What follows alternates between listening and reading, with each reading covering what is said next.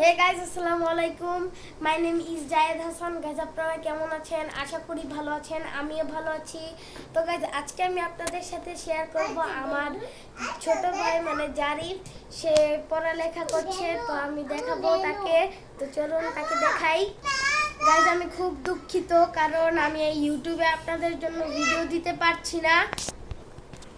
কারণ গাইজ আমার সামনে পরীক্ষা, তাই পড়াশোনা নিয়ে অনেক ব্যস্ত আছি। তো এখন থেকে খুব কম ভিডিও আসবে, আবার পরীক্ষা শেষ হয়ে গেলে আপনাদেরকে আরও অনেক ভিডিও দিব। তো গাইজ আমি এখন আমার ছোটো ভাই জারিফকে দেখাবো। তো চলুন জারিফের কাছে যাই আমরা।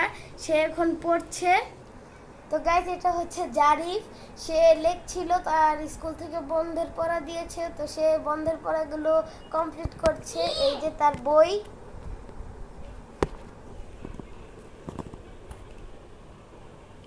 সে খুব মনোযোগ দিয়ে লেখছে, কারণ তারও সামনে পরীক্ষা। গাইজ এমনি তো আমাদের পড়তে হবে, কারণ সামনে 9 তারিখে আমাদের স্কুল খোলা, আর জারিফেরও কিন্তু একসাথেই খোলা। আমরা দুইজন স্কুলে যাই একসাথে। গাইজ সে কিন্তু আসলে লেখাপড়া করছে না, আমাকে দেখে এখন লেখাপড়া করছে। কি মনোযোগ, ওয়াও।